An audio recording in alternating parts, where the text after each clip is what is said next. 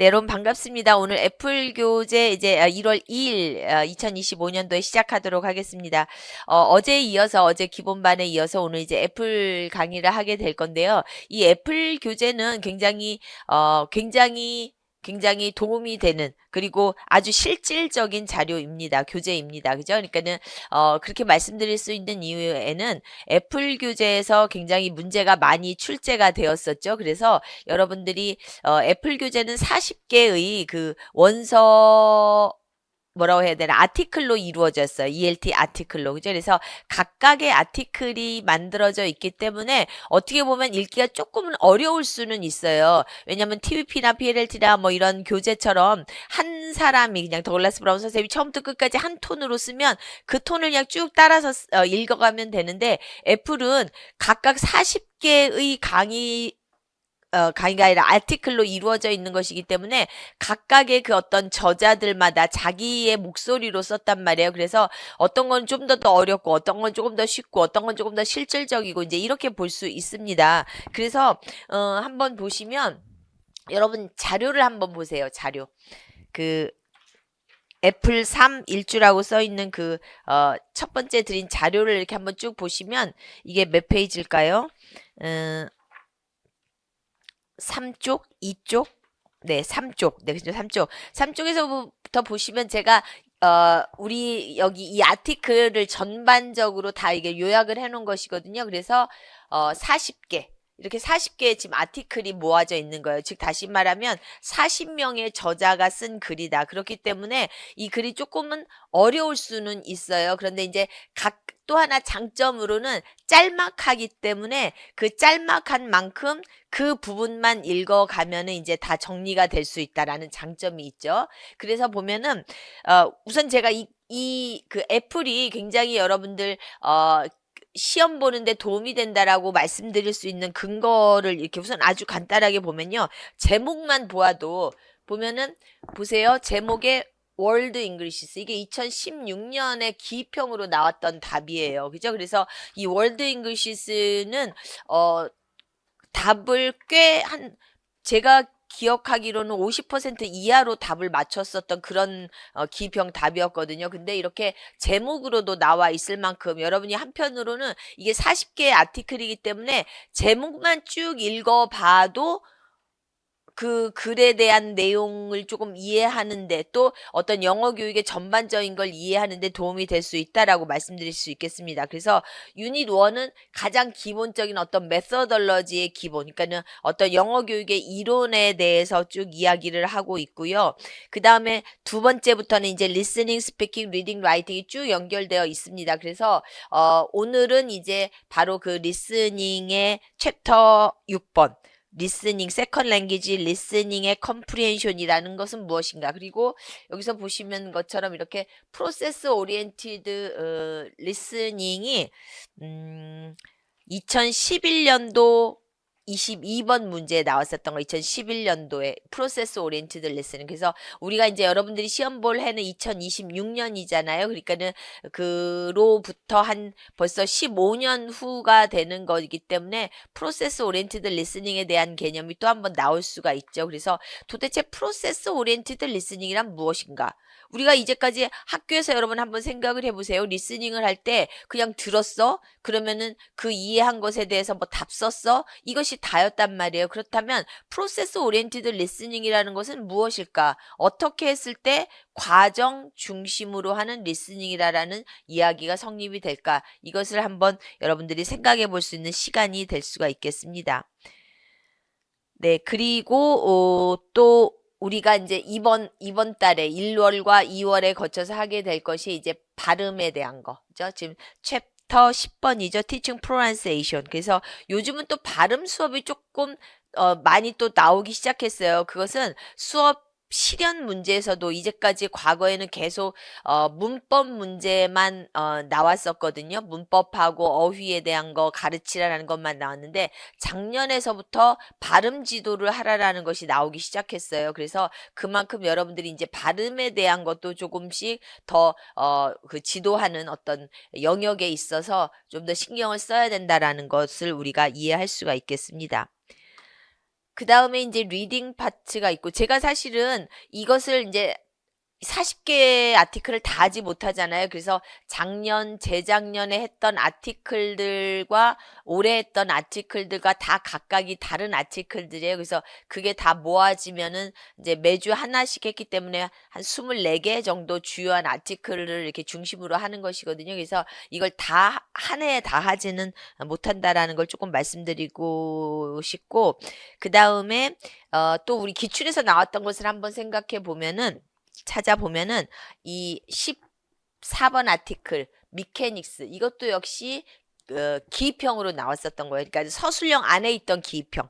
그래서 이건 2021년도, 이거는 거의 뭐 최근이죠. 2021년도에 나왔으니까 2021년도에 B형 6번 문제에 서술형 안에서 미케닉스라고 해서 나왔었거든요. 그래서 미케닉스라고 하면 그래마하고는 다르게 뭐 점 찍는 거, 커마 찍는 거, 이런 것들을 우리가 미케닉스라고 부르죠. 뭐 캐피틀 레터 쓰는 거. 좀 가장 그래마보다도 더 기본인 라이팅의 부분이다라고 이야기할 수 있겠습니다. 근데 한편으로는 여러분들도 그냥 막 글을 빨리 쓰다 보면은 캐피틀 레터를 안 쓰고 첫 번째 문장을 시작한다라든지, 아니면 뭐 피어리어드나 이렇게 커마가 제대로 안 찍혀 있다라든지, 이런 것들도 사실 나타나거든요. 그렇기 때문에 라이팅의 가장 기본이 이제 미케닉스에 대한 이야기에서 좀 초보자 단계의 라이팅 수업에 대한 이야기다라는 거 이야기할 수 있겠고요. 그 다음에 우리가 또 올해, 아니 올해가 아니라, 네, 올해 할 것 중에 하나는 이제 18번. 스포큰 그래마에 대한 거 한번 또 그래마 중에서도 스포큰 그래마에 대한 거 한번 알아보도록 하겠습니다. 네, 그 다음 페이지로 가셔서 이제 어세싱 하는 파트 있고요. 그 다음에 skills for teachers에 또 우리가 무엇을 할 거냐면은 컬처에 대한 거. 네, 컬처와 프래그매틱스. 제가 계속 뭐 지난 시간 바로 지난 그 기본 이론반에서도 좀 말씀을 드렸지만, 이 소셜 컬처럴 컴피던스 또 인터랙셔널 프래그매틱에 대한 파트가 점차적으로 중요하다라고 말씀을 드렸죠. 그래서 다시 한번 이제 컬처와 프래그매틱스의 역할, 언어 수업에서의 어떠한 역할을 하고 있는지에 대해서 조금 더 알아보도록 하겠습니다. 그 다음에 인터그레이티드 어프로치에서는 28번과 31번.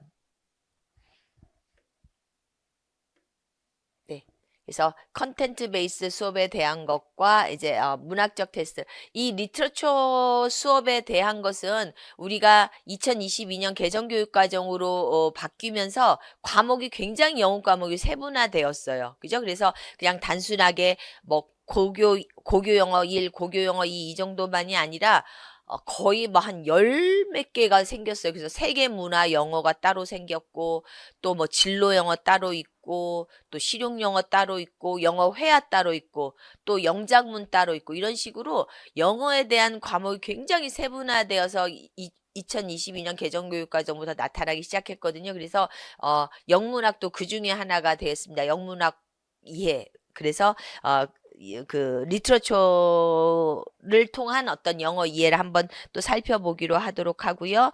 그 다음에 이제 학습자 중심에 대한 파트에서 유닛 5에서 학습자 중심에서는 34번. 네. 스트래러지와 스타일즈. 그래서 이 학습자의 스트래러지라는 것은 제가 이제 어제 말씀드렸던 것과 계속 이제 연관돼서 우리가 한번 생각을 해보면, 스트래러지가 왜 필요하다 그랬죠? 학습자가 스트래러지를 잘 이해하면 그것이 학습자의 무엇으로 넘어올 수 있다라고 했을까요? 스트래러지는, 전략은 교실 안에서 선생님과 함께 쓰는 것이 아니라 뭐 할 때? 교실 밖에서 선생님이 없을 때 사용할 수 있는 거라고 했단 말이에요. 그렇기 때문에 스트래러지를 잘 활용하는 학습자는 무엇을 기를 수 있다? 그렇죠. 오타나미. 자율성. 그래서 이 strategic awareness를 기른다라고 하는 거, 오늘 우리 리스닝에서도 나와요. 그러니까 리스닝에서도 학습자들에게 그냥 들어라가 아니라 어떤 메타 커그니션적인 awareness를 가지고 듣는다라고 하는 것은 학습자가 이러한 어떤 오타노미를 기를 수 있는 오타노머스한 학습자가 될 수 있는 어떤 방법을 길러주는 것이다. 그러한 방법을 알려준다라는 것이죠. 그래서 왜 우리가 흔히 하는 말로 교육은 무엇을 가르치는 것이 아니라 뭐 물고기를 잡는 방법을 가르쳐 주어라 뭐 이런 말을 하잖아요. 그렇죠? 그래서 그 메타코그니션이 바로 그러한 어떤 방법, 전략이다라는 것이 그러한 방법을 가르치는 것이다라고 우리가 이야기를 할 수가 있겠습니다. 그다음에 우리 기출문제에서 나왔던 또 특이한 것 중에 하나 보시면 바로 액션 리서치. 그죠?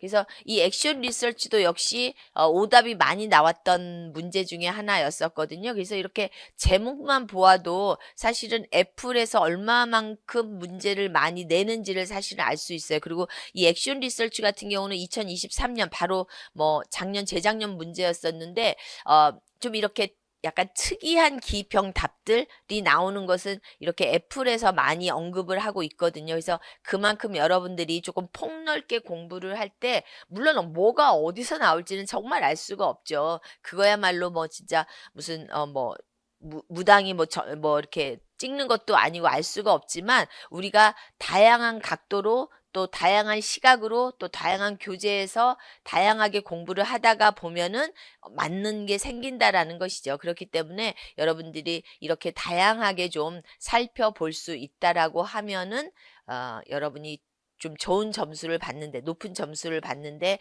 많이 좀 혜택이 될 수 있다 이렇게 볼 수가 있겠습니다. 그래서 이렇게 애플 교재에서 이렇게 다양한 어떤 내용들을 가지고 여러분들이 아티클들을 40개를 읽을 수 있는 그러한 교재이기 때문에 뭐 다 모두 다 이렇게 자세하게 읽지는 못한다라고 할지라도 여러분이 계속해서 반복해서 읽고 또 제목만이라도 좀 살펴보고 이렇게 하면서 조금 더 폭넓게 이러한 내용들이 영어 교육론에 포함될 수 있겠구나라는 것을 조금 더 인식하시는 기회가 됐으면 좋겠습니다.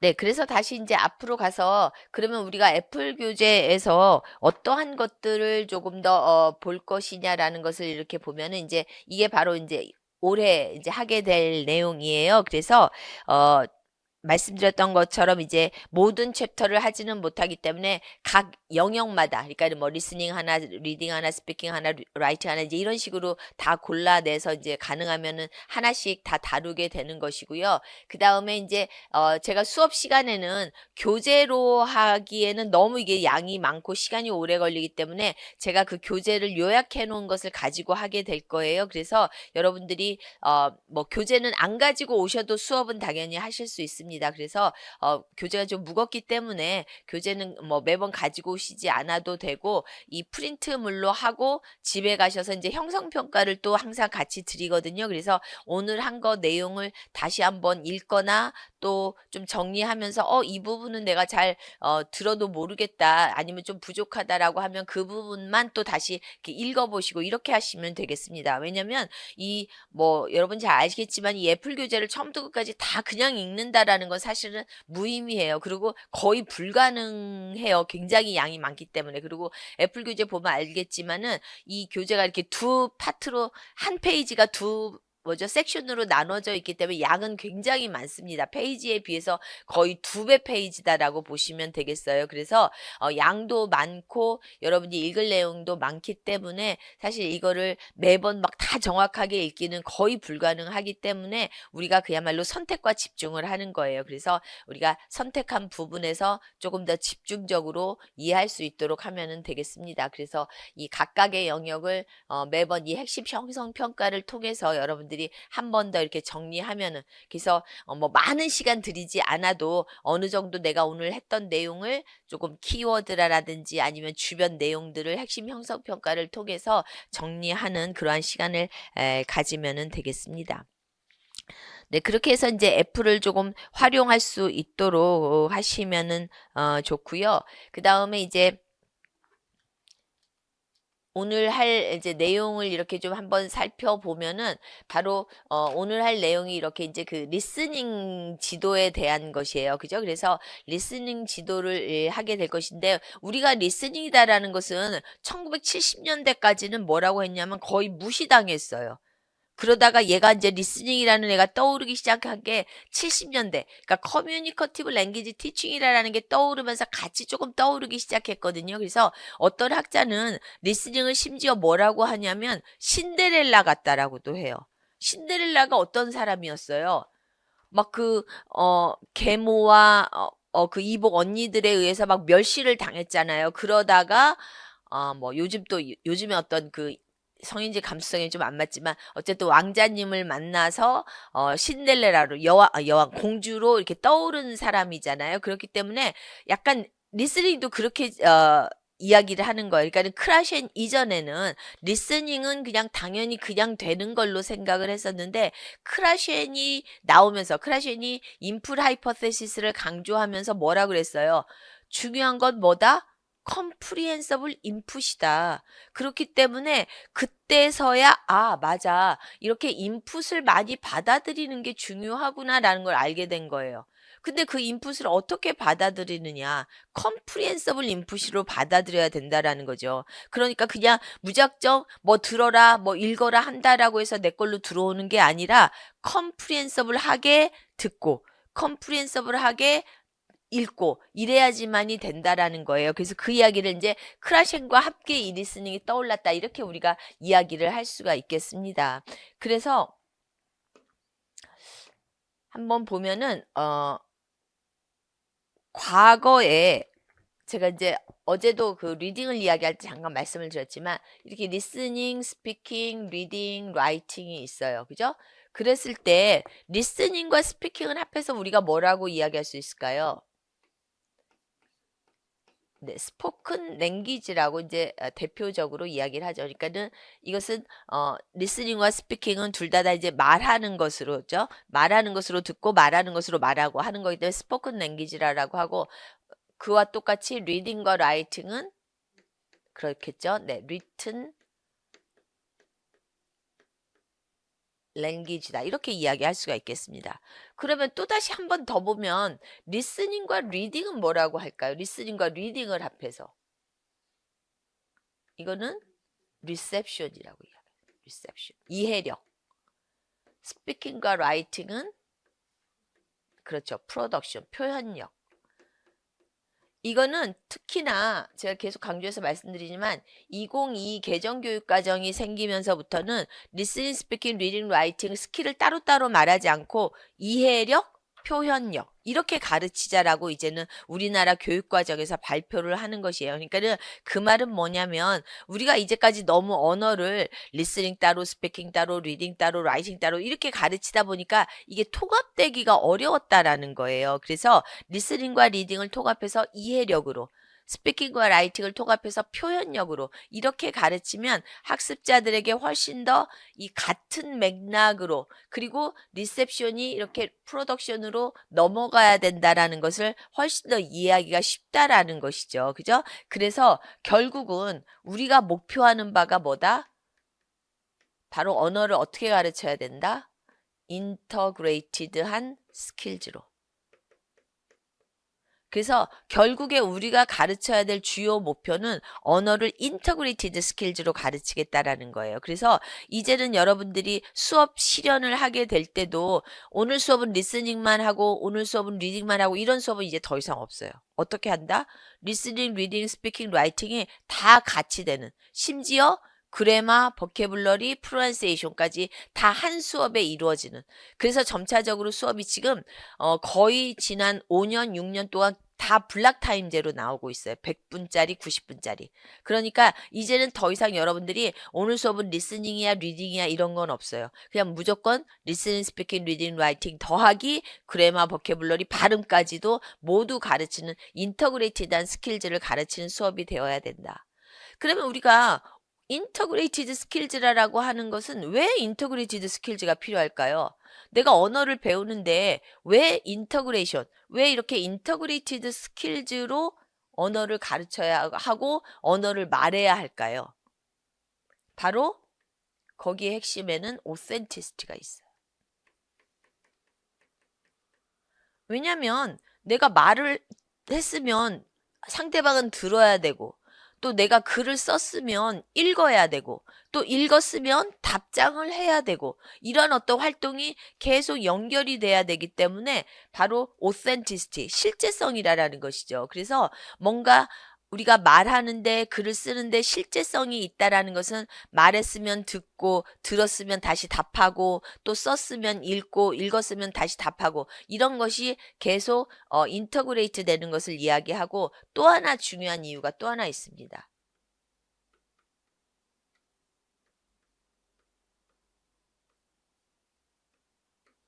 reinforcement. 강화작용이 된다라는 거죠. 그러니까 여러분이 글을 잘 쓰려면 어떻게 해야 된다? 잘 읽어야 돼요. 또 거꾸로 잘 읽으려면 어떻게 해야 된다? 잘 써야 된다라는 거예요. 그 말은 뭐냐면 실제로 여러분들이 지금 이제 그냥 이렇게 아티클을 읽잖아요. 그러면 그냥 읽어요. 사실은 그냥 읽어. 그런데 만약에 어떤 시험 문제에서 내가 쓰다가 리스닝 컴프레hen션에 대한 뭔가를 쓰다가 보니까 막혀. 이걸 어떻게 써야 되지 해서 쓰다가 보니까 잘 모르는 부분이 있어. 그럴 때 읽게 되면 훨씬 더 잘 읽게 된다라는 거죠. 그죠? 그래서 잘 읽고 잘 쓰는 것은 이렇게 서로 강화작용이 되는 거예요. 마찬가지로 잘 듣고 잘 말하고도 마찬가지죠. 그래서 우리가 발음 공부할 때도 그냥 뭐 발음은 이거는 슈아 사운드다, 여기는 스트레스가 있다, 뭐 이렇게 막 말만 해도 잘 안 돼요. 근데 어떤 때 그거를 할 때 강화가 된다? 듣기를 함으로써 이게 필요하다라는 걸 알을 때 된다라는 거죠. 우리 사실 발음할 때 되게 중요한 것들 중에 하나가 슈아 사운드라고 하잖아요. 그래서 이렇게 여러분 이걸 한번 발음해 보세요. 여기에 강세가 어디에 있죠? 강세가 파에 있겠죠. 파. 그죠?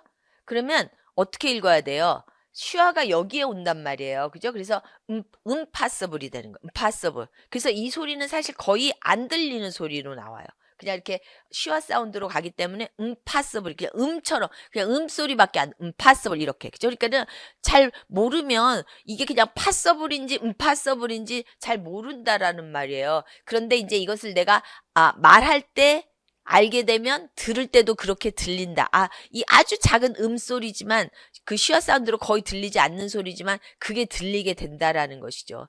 실제로 저가 예전에 이제 어떤 친구를 이렇게 막 되게 시끄러운 클럽 같은 데서 소개를 받았어요. 여자친구를. 근데 그 친구 이름이 태판이래요. 그래서 그동안 계속 한 몇 달 동안 이제 만날 때마다 안녕 태판이 하고 이제 했어요. 그때 그 친구도 내가 태판이라고 부르면 안녕 막 이렇게 해서 그런가 보다 그랬어요. 근데 어느 순간 그 친구가 이름이 태판이가 아니라 스테판이라는 걸 알았어요. 그러니까는 스테판이에요, 스테판이. 그러니까는 스소리가 거의 죽은 소리로 들리니까 그냥 나는 태판이 이렇게 불렀는데 그 친구 대답해서 그런 줄 알았는데 알고 보니까 스테판이었던 거예요. 그러니까 그런 식으로 그 어떤 죽은 사운드가 거의 우리에게는 안 들리지만 사실 알고 보면은 들리거든요. 그죠? 그래서 이러한 어떤 소리들도 그런 것처럼 왜 영어에서 can't, can 이런 게 거의 이렇게 똑같이 들리는 것들이 많이 있잖아요. 그래서 그런 것들을 가르칠 때도 내가 말해 보아야지만이 리스닝이 올라가고 또 리스닝을 해봤을 때 스피킹으로 발전할 수 있고 이러한 이야기들을 할 수가 있겠습니다. 그래서 바로 이렇게 인터그레이티드 스킬즈를 하는 중요한 이유가 오센티시티이고 또 하나는 서로에게 강화작용을 한다. 이렇게 이야기를 할 수 있겠습니다. 그래서 이거의 그 어떤 기본은 그 바로 Teaching by Principle즈에 그대로 나와요. 인터그레이티드 스킬즈를 가르치는 이유가 Authenticity와 Reinforcement에 있다. 이렇게 나오고 있습니다. 그래서 여러분들이 잘 기억해 두시면 이러한 어떤 류의 시험 문제가 나와도 여기에서 그 주요한 부분들을 이렇게 선택하실 수가 있겠습니다. 그래서 이제 이거를 바탕으로 해서 우리가 오늘은 바로 뭘 하게 된다? 리스닝을 하게 될 거예요. 그 중에서 리스닝. 그러니까 스포큰 랭귀지이면서 리셉션인 파트. 그것을 바로 오늘 하게 될 것이라는 것이죠. 그래서 한 번 더 살펴보면 지금 이야기했던 것처럼 이제 이렇게 리셉션, 리스닝과 리딩 파트, 그 다음에 프로덕션, 스피킹과 라이팅 파트, 그죠? 그것을 보게 될 것인데 우선 리셉션 파트에는 어떠한 식으로 프로세싱을 하는가 한번 생각을 해볼 수 있겠어요. 그래서 프로세싱이라는 것은 리셉션은 어떤 인풋이 들어오는 거잖아요. 그렇기 때문에 이해력이에요. 그래서 뭔가 내용이 들어올 때 내가 그것을 어떠한 과정으로 프로세싱을 할까 한번 생각을 해보면 탑다운과 바텀업으로 한다라는 것이죠. 그죠? 그래서 탑다운이다라고 하는 것은 어떤 메시지 중심으로, 그죠? 내용 중심으로. 바텀업이다라고 하는 것은 랭귀지, 어떤 뭐 사운드라든지 레터라든지 이러한 것을 중심으로 프로세싱 되는 것을 우리가 바로 탑다운과 바텀 어떤 내용이 들어올 때 하는 것을 이야기하겠죠. 그래서 우리가 이제 그 리스닝에서의 어떤 어프로치를 생각해 보면 좀 전에도 말씀을 드렸던 것처럼 프로덕트 베이스드와 프로세스 베이스드 이렇게 나눌 수가 있겠습니다. 그래서 프로덕트 베이스드라고 하는 거는 리스닝에서 프로덕트 베이스드라고 하는 것은 어떤 의미일까요? 리스닝에서 프로덕트 베이스드라고 하는 것은 바로 애큐리트하게 컴프리헨션 하는 걸 이야기하는 거예요.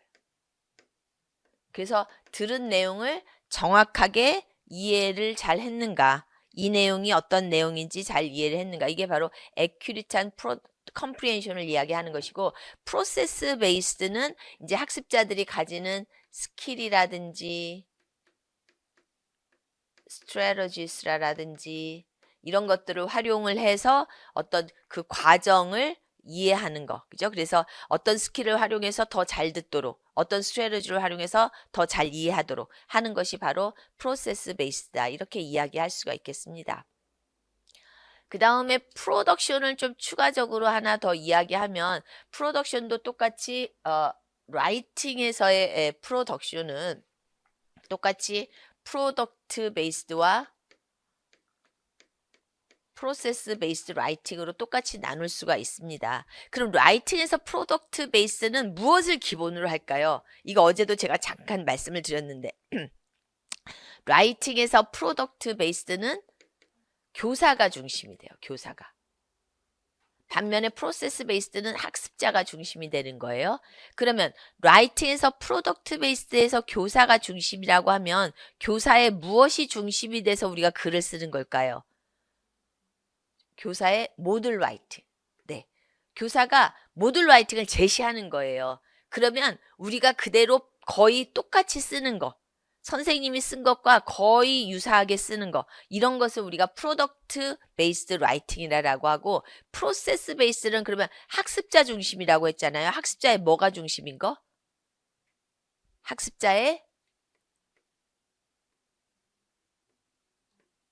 아이디어즈. 학습자의 아이디어가 중심인 거. 그래서 학습자의 생각으로 글을 쓰는 거예요. 그래서 모듈 라이팅이라는 게 없고 학습자의 아이디어가 중심인 거. 그래서 우리가 프로덕트 베이스드와 이렇게 프로세스 베이스드 라이팅으로 나눌 수 있고 만약에 스피킹으로 나눈다라고 하면은 이것은 대표적으로 오디오 링규얼 메서드의 교수 방법과 커뮤니커티브 랭귀지 티칭의 교수 방법으로 스피킹은 나눌 수 있습니다. 그러니까는 우리가 그동안은 스피킹을 오디오 링규얼 메서드가 나오기 전까지는 스피킹에 대한 배려가 없었어요. GTM 때 여러분 생각해 보세요. GTM 때는 맨날 문법하고 어휘하고 이런 거밖에 안 했었단 말이에요. 그런데 이제 스피킹 오디오 링규얼에 와서는 스피킹이 어떠한 식으로 연습이 되었어요. 그렇죠. 주로 드릴 연습이었었잖아요. 그래서 우리가 뭐 미케니컬 드릴즈, 미닝풀 드릴즈 이렇게 하는 것처럼 주로 드릴 연습으로. 그러니까는 뭔가 나의 말을 한다라기보다는 그냥 주어진 거 그대로 똑같이 말하는 거. 이러한 것이 오디오 링규얼 메서드 방식의 스피킹이었다라고 하면 CLT는 커뮤니커티브 랭귀지 티칭은 그것과 반대였었죠. 그래서 이때는 이제 어떤 미닝풀한 진짜 커뮤니케이션. 그래서 학습자들의 어떤 익스피어리언스, 학습자들이 자기의 어떤 이야기를 할 수 있도록 만드는 그러한 커뮤니케이션 방식의 어떤 스피킹이 나타나기 시작했다. 이렇게 이야기할 수가 있겠습니다.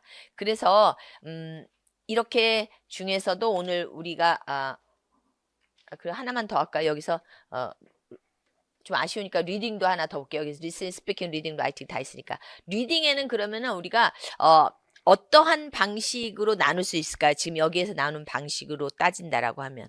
리딩에서 가장 크게 두 가지로 나눌 수 있는 방식은 바로 익스텐시브와 그렇죠. 인텐시브. 그래서 똑같아요. 익스텐시브는 미닝 중심으로, 인텐시브는 랭귀지 중심으로 읽는 거.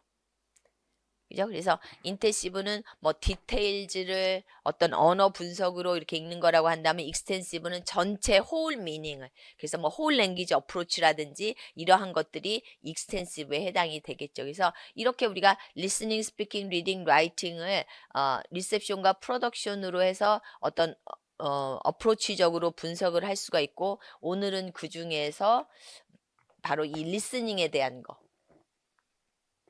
를 한번 해보도록 하겠습니다. 그래서 이 리스닝을 할 때도 여러분이 이렇게 생각을 하실 때 과거처럼 그냥 뭐 듣고 컴프리hen션 퀘스천 푼다 이런 정도가 아니라 좀 전체적으로 어떤 리스닝을 들으면서 어떤 스킬이나 스트래티지까지도 기를 수 있는 방법으로, 그래서 어떤 프로세스가 중심이 되는 어떠한 리스닝이 진행되는 건지에 대한 것을 한번 쭉 해보도록 하겠습니다. 그래서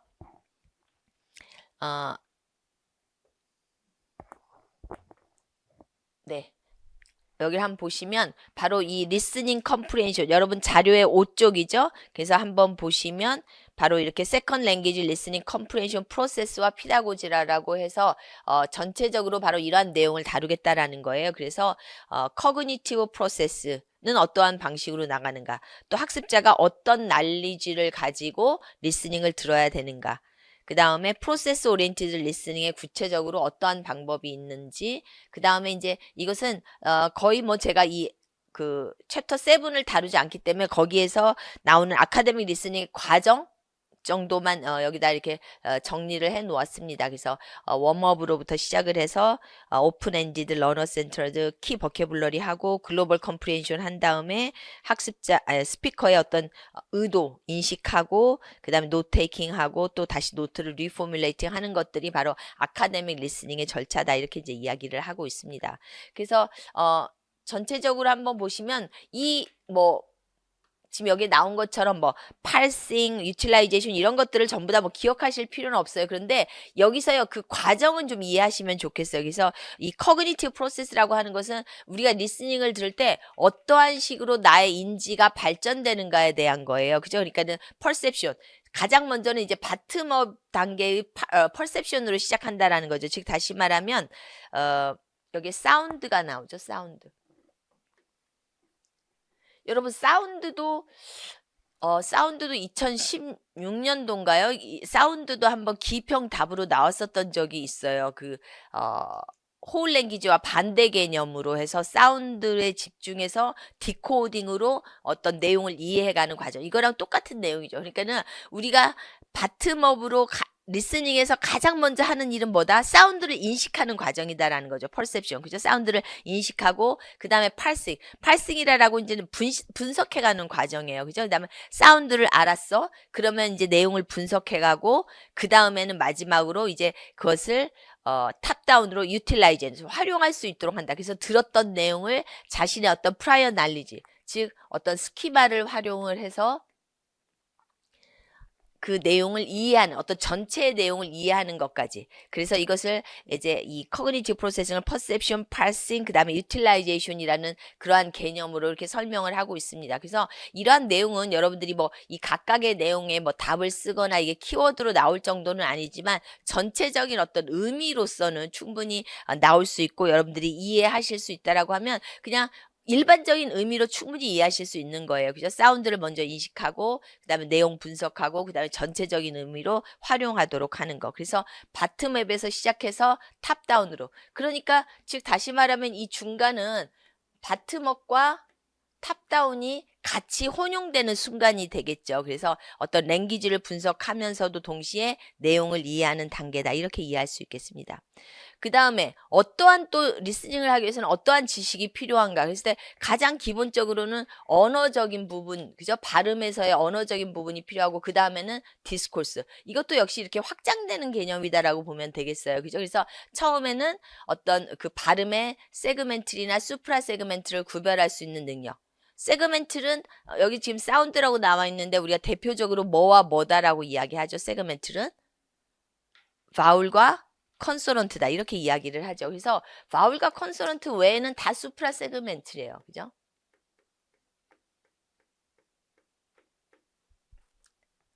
그래서 스트레스 패턴즈, 뭐 인토네이션, 프라미넌스 이런 것들이 전부 다 수프라 세그멘트이죠. 그래서 특히나 수프라 세그멘트는 지금은 어떤 커뮤니커티브한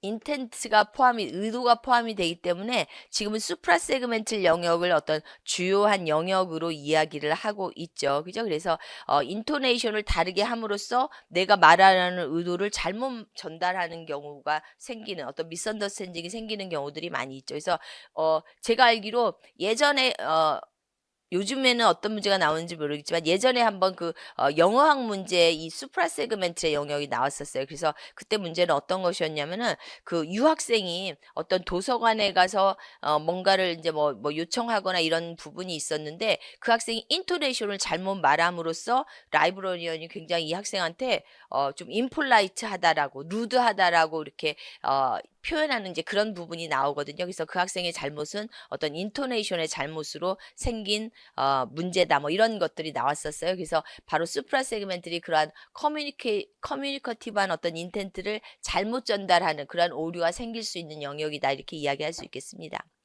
그 다음에 디스코스와 랭귀지 유스는 여기 지금 adjacency, pairs, discourse marker, genre, pragmatic knowledge라고 이렇게 얘기하는 것처럼 내가 어떤 말을 했을 때 어떠한 그 다음에 쌍이 뭘로 나와야 되는가 이게 바로 adjacency pair라고 우리가 이야기를 하죠. 그래서 내가 thank you라고 말하면 you're welcome. 뭐 I'm sorry라고 말하면 it's okay. 뭐 이런 식의 어떤 세트들이 딱 만들어져 있는 adjacency pair고 또 그냥 일반적으로 우리가 말할 수 있는 adjacency pair는 내가 뭔가를 요청을 했어 누군가에게 너 나랑 같이 뭐 영화 보러 갈래? 뭐 아니면 오늘 저녁 같이 먹을래? 그랬을 때 만약에 싫어 안 돼라고 했을 때 안 돼 부정적인 반응을 하면 그 다음에 뭐가 나와야 된다? 여러분 잘 한번 생각해 보세요. 여러분이 그 프래그매틱 차원으로 누군가가 이렇게 요청을 했어요. 오늘 나랑 같이 점심 먹을래? 그랬어요. 근데 내가 안 되는데 라고 하면은 그 다음엔 주로 뭐가 나올 것 같으세요? 어떤 말을? 그냥 안 돼. 그러고 끝이에요. 그러면 상대방이 어떻게 생각할까요? 유감이다? 안 돼 이것보다는 유감인데. 유감인데 굉장히 성숙한 말인 것 같은데. 그러니까는 안 되라고 하면 그 다음에는 이유가 있어야 돼요. reason.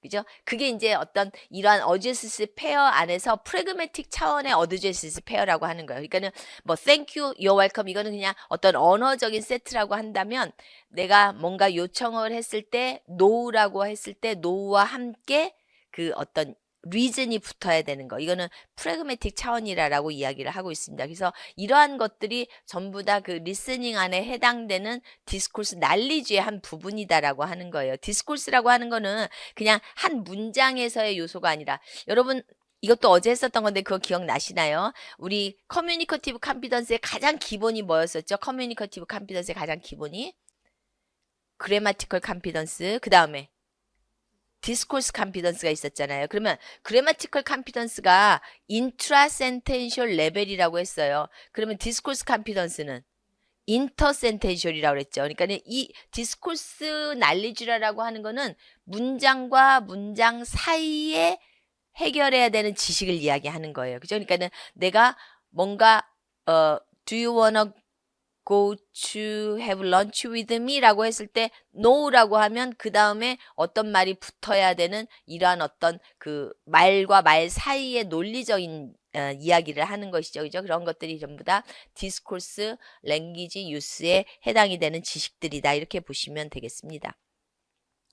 그 다음에 이제 프로세스 오리엔티드 리스닝에 여기서 지금 태스크 베이스드 인스트럭션, 메타 커그니티브 액티비티, 메타 커그니티브 피다고지컬 시퀀스 이렇게 지금 이야기를 하고 있는데 지금 이러한 내용들이 우리가 실제로 거의 모든 지금 교수 방법은 태스크 베이스를 기본으로 해서 나온다라고 해도 무방하겠습니다. 그래서 여러분들이 수업 실현의 기본도 태스크 베이스드예요. 태스크 베이스드.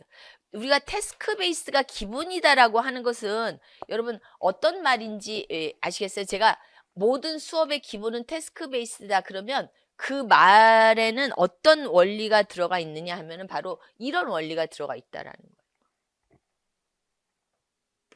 즉, 태스크 베이스는 뭘로 시작해요? 프리 태스크로 시작을 해서 그 다음에 태스크 사이클이 있고 마지막에는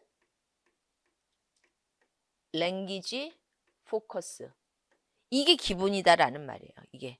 그러니까는 거기 안에 태스크가 아니라 다른 게 들어온다라고 해도 준비 작업하고 그 다음에 실제 활동하고 마지막은 랭귀지 포커스 하고 이러한 어떤 그 연속 과정이 있어야 된다라는 것이죠. 그래서 우리가 무엇이든지 태스크 베이스로 간다라고 하면 이 연속 과정으로 보시면 되겠습니다. 그래서 이 프리 태스크 단계는 웜업의 단계겠죠. 웜업의 단계. 그래서 스키마를 활용하거나 아니면 뭐 랭귀지에 대한 것을 연습하거나 이런 단계라고 한다면 이 태스크 사이클 단계는 이제 플루언시 단계. 즉 학습자의 퍼포먼스가 들어가는 단계. 그 다음에 마지막은 말 그대로 랭귀지 포커스. 랭귀지 포커스를 우리가 포커스 온 폼 단계다 이렇게도 이야기합니다. 포커스 온 폼이다라고 하는 것은 학습자들의 이 랭귀지가 어디에서 왔다라는 거예요. 앞에서 왔다라는 거예요. 그래서 그 말은 다시 말하면 여기에서 온 랭귀지는 선생님의 랭귀지가 아니라 학습자의 랭귀지다. 학습자의 랭귀지. 그러니까 그 말은 예전의 수업처럼 선생님이 오늘 내가 우리 학생들한테 이 랭귀지 가르쳐야지 오늘 have pp 가르쳐야지 이렇게 해서 오늘 오는 게 아니라 오늘 나의 수업은 학생들이 여기 노량진에서부터 인천공항까지 가는 길을 플루언트하게 말하게 하는 법 이거를 가르쳐야지 이렇게 하고 오는 거예요.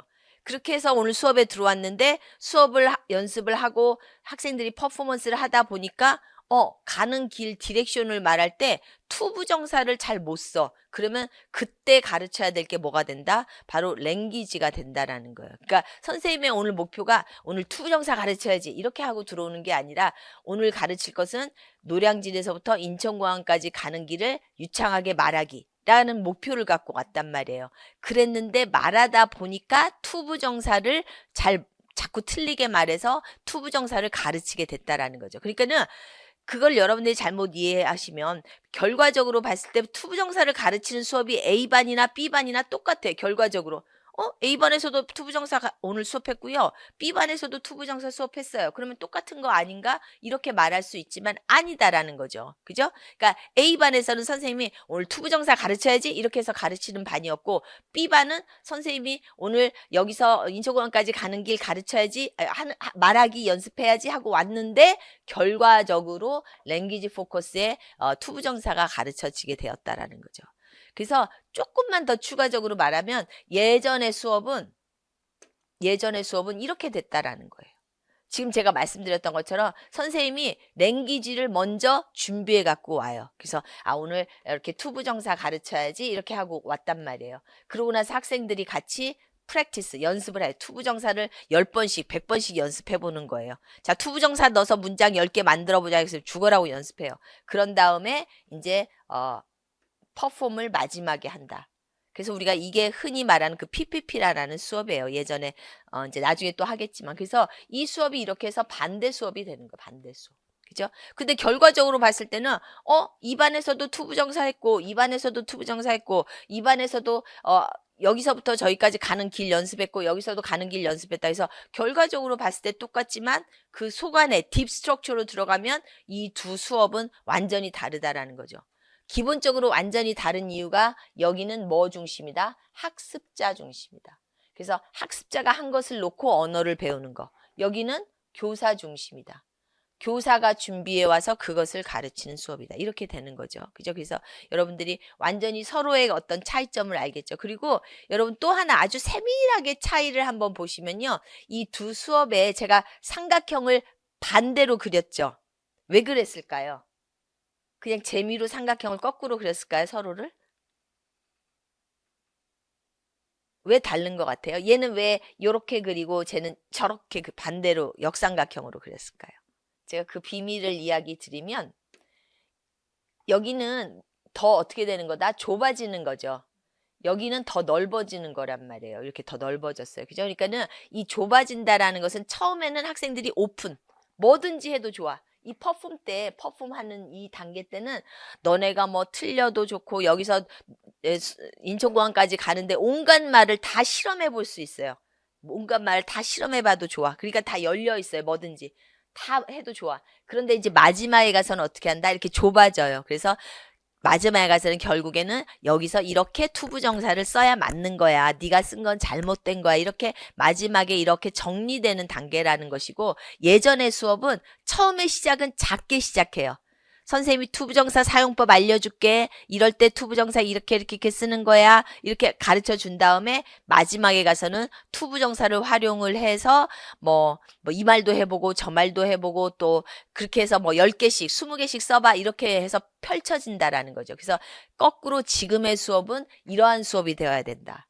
그래서 여러분이 이런 것들을 잘 생각하시면 수업 시연 때도 이러한 모습으로 나타나야 돼요. 그래서 마지막에 정리는 아주 깔끔하게 우리가 이러이러한 거 배웠구나 하고 이렇게 정리하면서 끝나는 수업이어야 된다. 이렇게 여러분들이 이해하시면 되겠습니다. 무슨 말씀인지 아시겠죠? 네. 네, 그럼 잠깐 여기까지 하고 그 다음에 2교시 수업 잠깐 쉬고 그 다음 나가도록 할게요.